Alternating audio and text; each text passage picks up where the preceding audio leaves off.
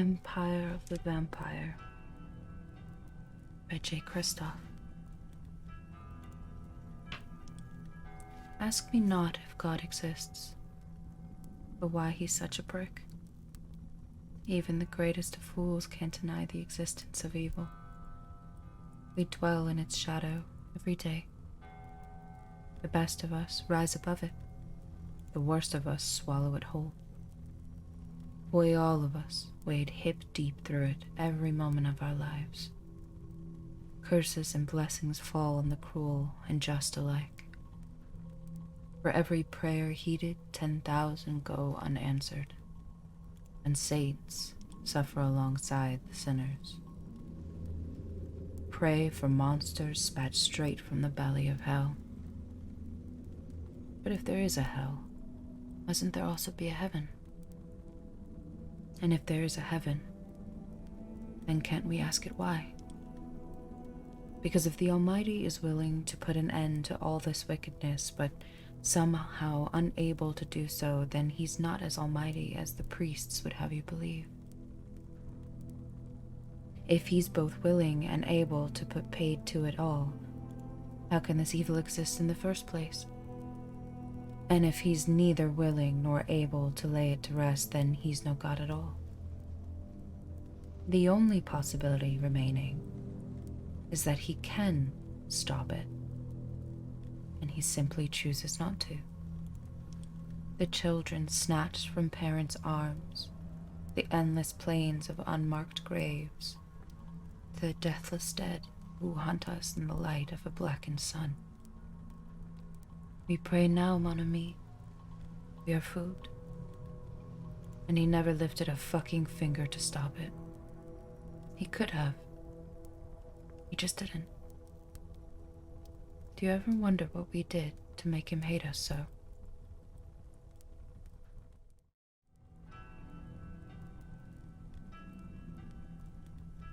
Sunset. It was the 27th year of Day's death in the realm of the Forever King, and his murderer was waiting to die. The killer stood watch at a thin window, impatient for his end to arrive. Tattooed hands were clasped at his back, stained with dried blood and ashes pale as starlight. His room stood high in the reaches of a lonely tower, kissed by sleepless mountain winds. The door was ironclad, heavy, locked like a secret. From his vantage, the killer watched the sun sink toward an unearned rest and wondered how hell might taste. The cobbles in the courtyard below promised him a short flight into a dreamless dark, but the window was too narrow to squeeze through,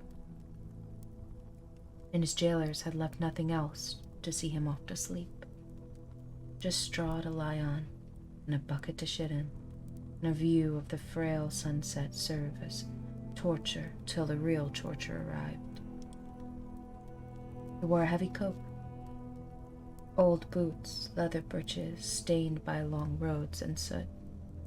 His pale skin was damp with sweat, but his breath hung chill in the air, and no fire burned in the hearth behind him. The cold bloods wouldn't risk a flame, even in their prison cells. They'd be coming for him soon.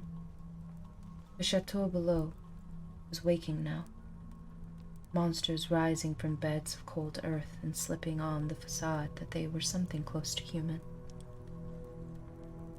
The air outside was thick with the hymn of bats' wings. Thrall soldiers clad in dark steel patrolled the battlements below. Twin wolves and twin moons emblazoned on black cloaks. The killer's lip curled as he watched them, men standing guard where no dog would abase itself. The sky above was dark as sin.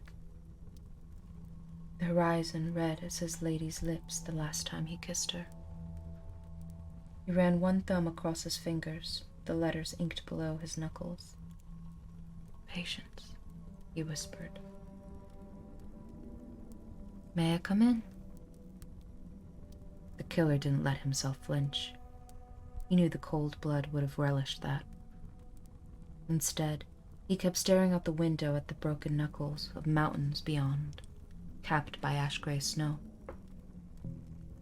He could feel the thing standing behind him now, its gaze roaming the back of his neck. He knew what it wanted, why it was here, hoping it would be quick and knowing deep down that they'd savor every scream. He finally turned, feeling fire swell inside him at the sight of it. The anger was an old friend, welcome and warm, making him forget the ache in his veins, the tug of his scars, and the years on his bones. Looking at the monster before him, he felt positively young again, born toward forever on the wings of a pure and perfect hate. "Good evening, Chevalier," the cold-blood said. It had been only a boy when it died. 15 or 16 perhaps, still possessed of that slim androgyny found on the manhood's cusp. But God only knew how old it was, really. A hint of color graced its cheeks, large brown eyes framed by thick golden locks, a tiny curl arranged artfully on its brow. Its skin was poreless, an alabaster pale, but its lips were obscenely red, the whites of its eyes flushed just the same. Fresh-fed. If the killer didn't know better, he'd have said it looked almost alive. Its frock coat was dark velvet, embroidered with golden curlicues.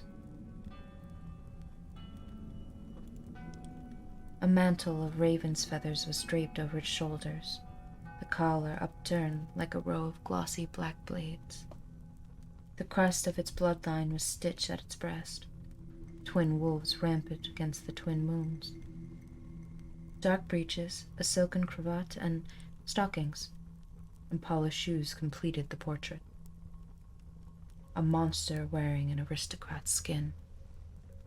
It stood in the center of his cell, though the door was still locked like a secret. A thick book was pressed between its bone-white palms, and its voice was lullaby sweet. "I am Marquis Jean-Francois Blechaston, historian of Her Grace Margot Chaston, first and last of her name, undying empress of wolves and men." The killer said nothing. "You are Gabriel de Lyon, last of the Silver Saints." Still, the killer named Gabriel made not a sound. The thing's eyes burned like candlelight in the silence. The air felt sticky black and lush. It seemed for a moment that Gabriel stood at the edge of a cliff, and that only the cold press of those ruby lips to his throat might save him. He felt his skin prickling, an involuntary stirring of his blood as he imagined it, the want of moth for flame begging to burn. "May I come in?" the monster repeated. "You're already in, Cold Blood," Gabriel replied. The thing glanced below Gabriel's belt and gifted him a knowing smile. "It is always polite to ask, Chevalier."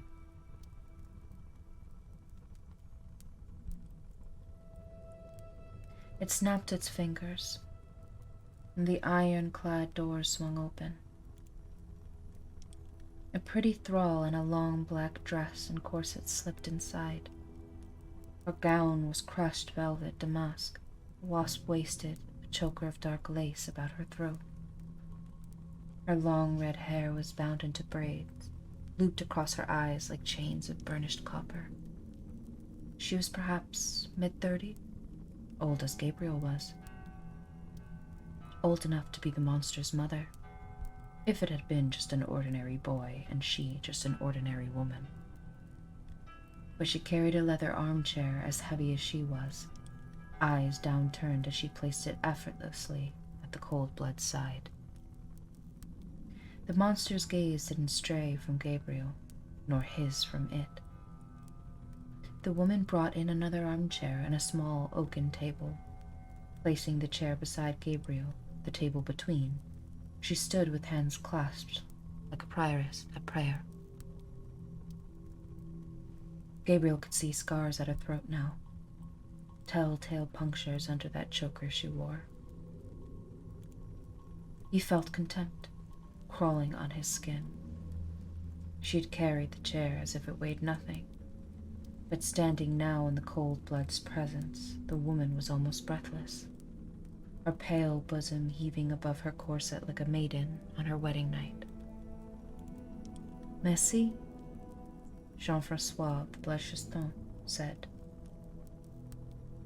I am your servant, master, the woman murmured. Leave us now, love. The thrall met the monster's eyes.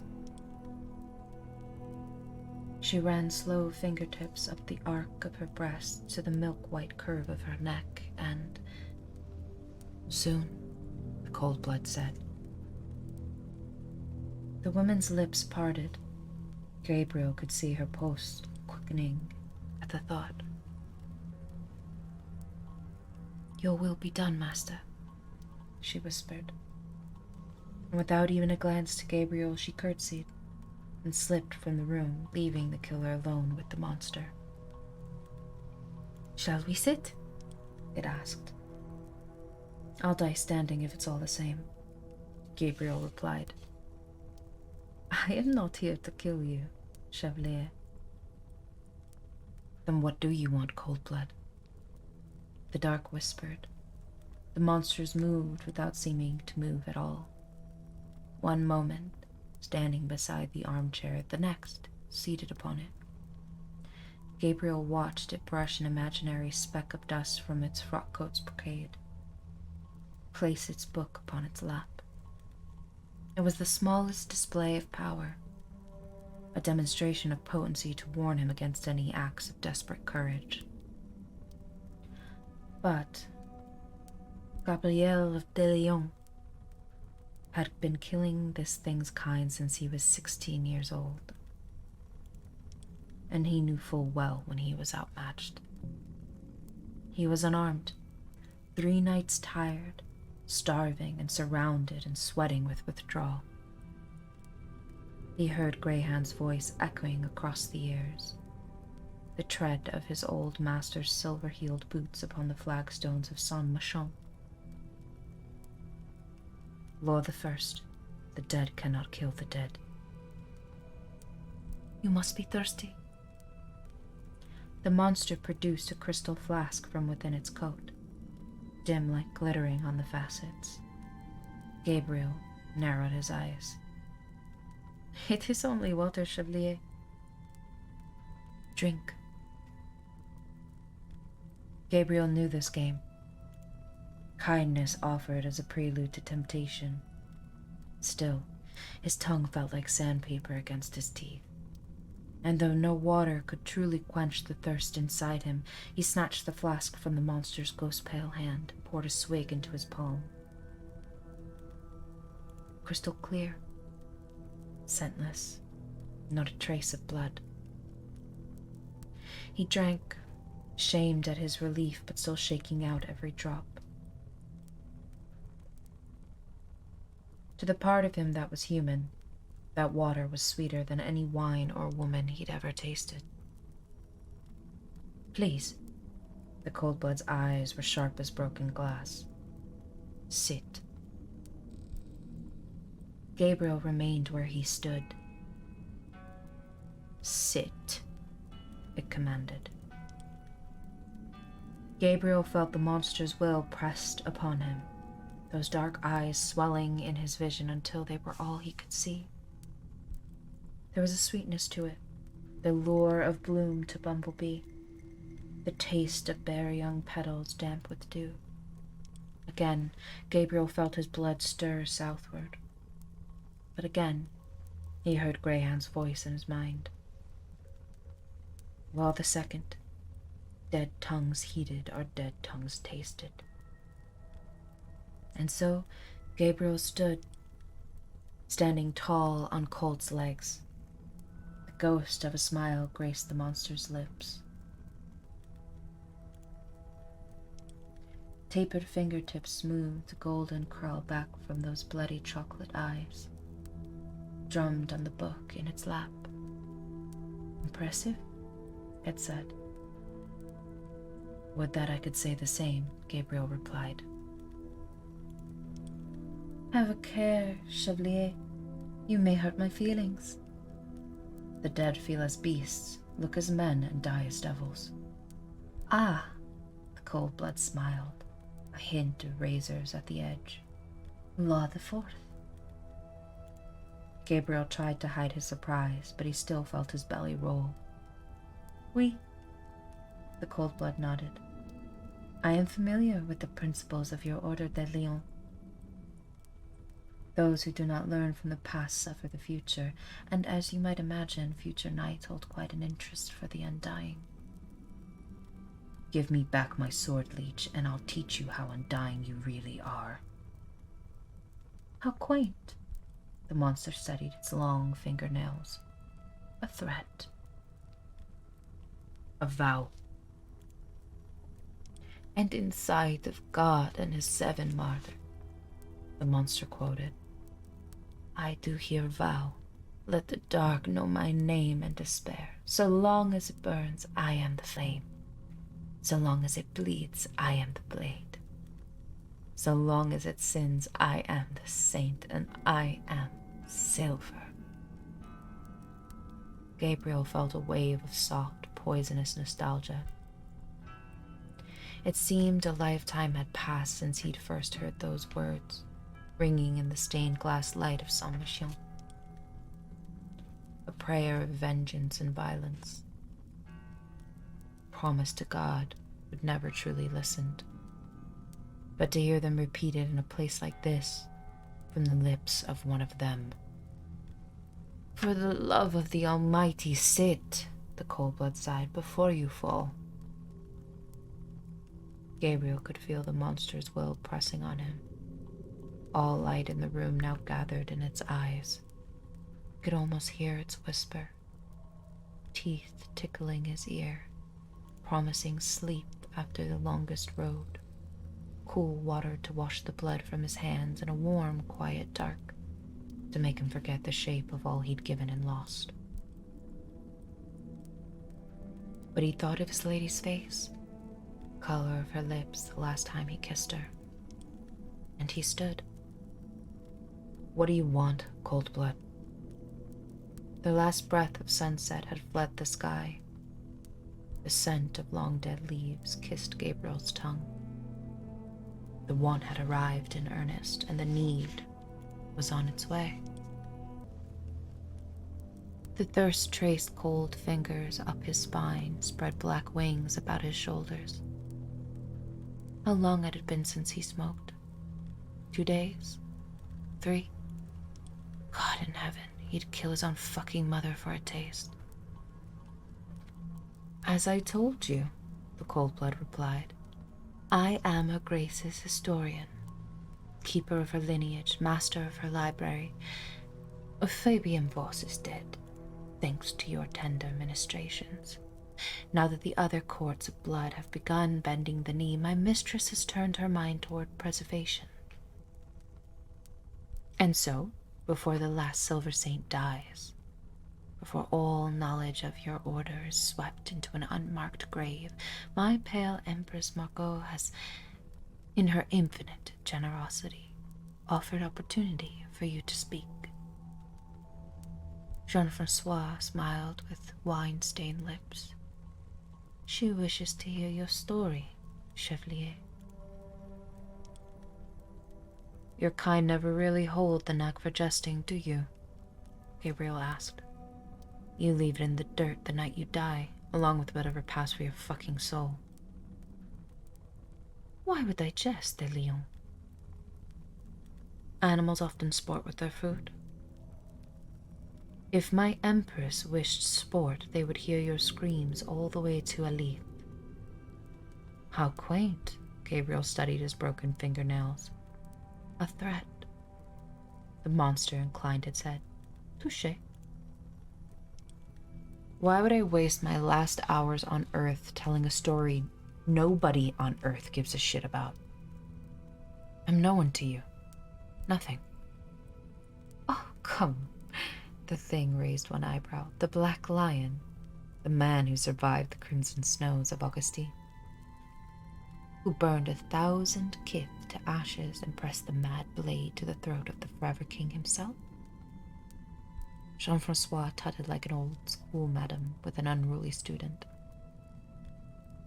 You are the greatest of your order, the only one who yet lives. Those oh so broad shoulders are ill-suited for the mantle of modesty, Chevalier.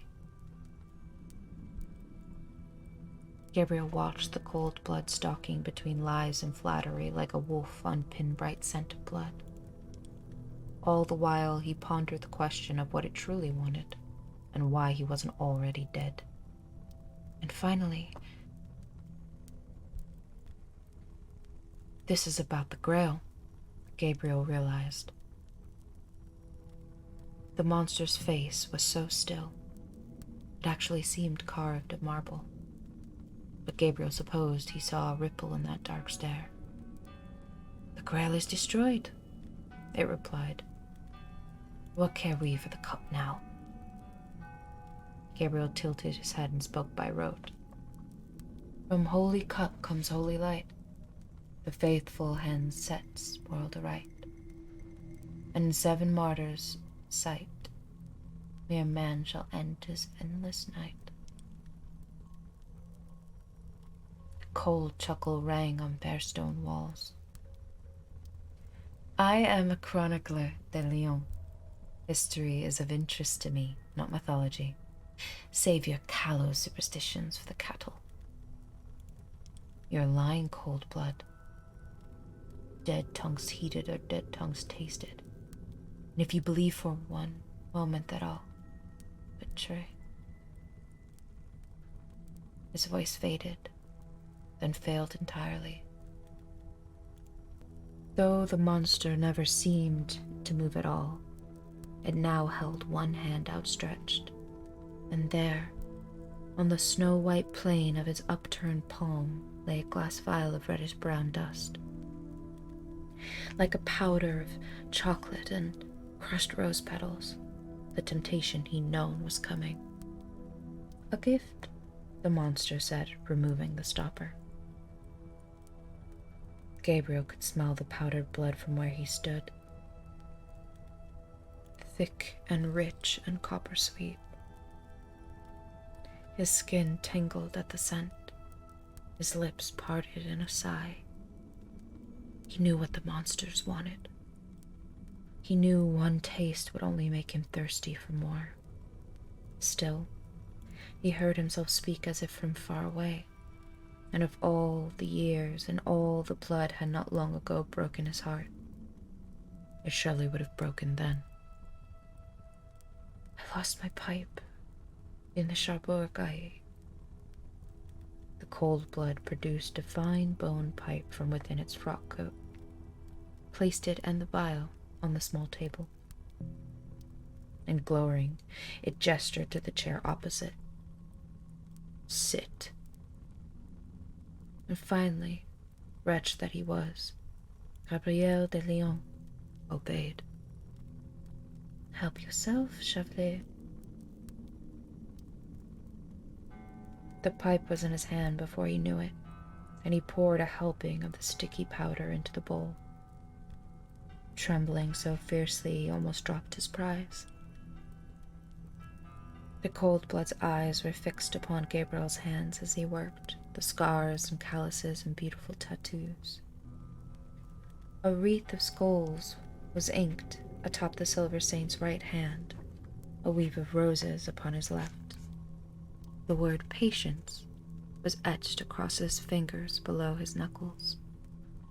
The ink was dark against his pale skin, edged with a metallic sheen. The silver saint tossed a lock of long black hair from his eyes as he patted his coat, his other breeches, but of course they'd taken away his flint box. I need a flame, a lantern. You need With agonizing slowness, the cold blood steepled slender fingers at its lips. There was nothing, and no one else in all the world then. Just the pair of them, killer and monster, and that lead-laden pipe in Gabriel's shaking hands. Let us speak of need, then, Silver Saint. The whys matter not, the means neither. My empress demands the telling of your tale. So, we may sit as gentry while you indulge your sordid little addiction, or we may retire to rooms in the depths of this chateau where even devils fear to tread. Either way, my Empress Margot shall have her tale. The only question is whether you sigh or scream it. It had him. Now that the pipe was in his hand, he'd already fallen. Homesick for hell and dreading to return.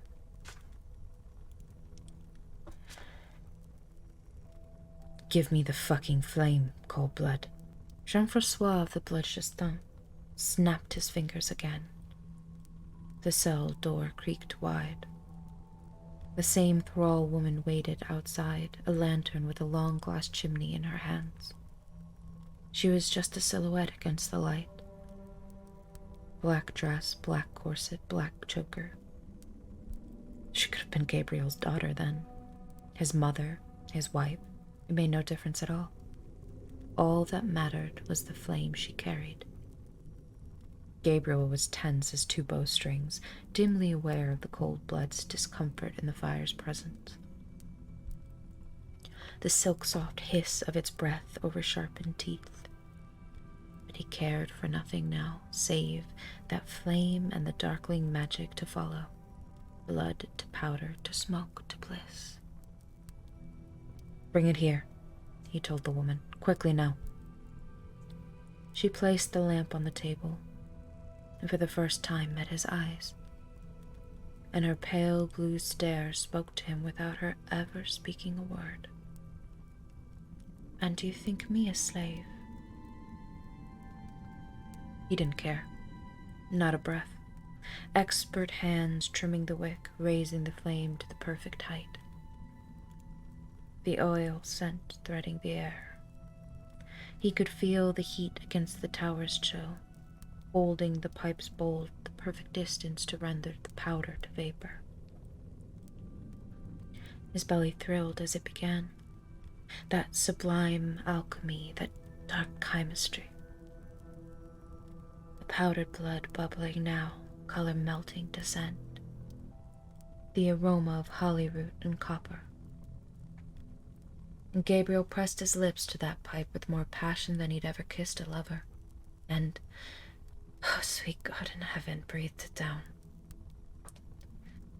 The blinding fire of it filling his lungs, the roiling heaven of it flooding his mind. Crystallizing, disintegrating, he drew that bloody vapor into his chest and felt his heart thrashing against his ribs like a bird in a bower of bones. His cock straining against his leather breeches, in the face of God himself, just another bowlful away. He looked up into the thrall's eyes and saw she was an angel given earthly form. He wanted to kiss her, drink her, die inside her, sweeping her into his arms, brushing his lips along her skin as his teeth stirred in his gums, filling the promise thudding just below the arc of her jaw, the hammer blow beat of her pulse against his tongue, alive. Chevalier? Gabriel opened his eyes. He was on his knees, beside the table, the lamp throwing a shaking shadow beneath him. He'd no inkling how much time had passed. The woman was gone, as if she'd never been. He could hear the wind outside, one voice and dozens, whispering secrets along the shingles, and howling curses in the eaves and shushing his name through the boughs of black and naked trees. He could count every sliver of straw on the floor, feel every hair on his body standing tall, smell old dust and new death, the roads he'd walked on the sole of his boots. Every sense was as sharp as a blade, broken and bloodied on tattooed hands. Who? Gabriel shook his head, grasping at words like handfuls of syrup. The whites of his eyes had turned red as murder. He looked at the vial now back at the monster's palm. Whose blood is that?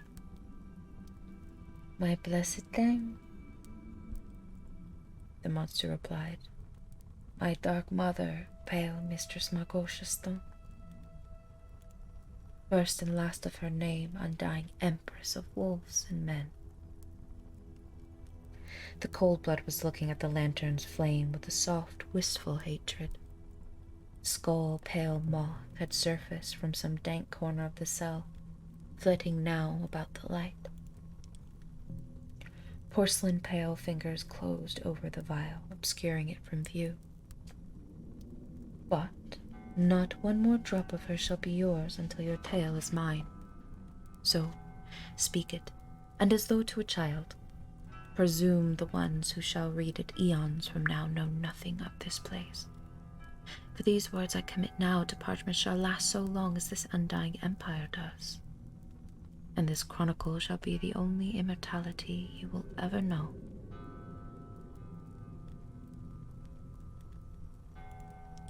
From his coat, the cold blood produced a wooden case carved with 2 wolves and 2 moons. He drew a long quill from within, black as the row of feathers about his throat, placing a small bottle upon the armrest of his chair. Dipping quill to ink, Jean-Francois looked up with dark, expectant eyes. Gabriel drew a breath, a taste of red smoke on his lips. Begin, the vampire said.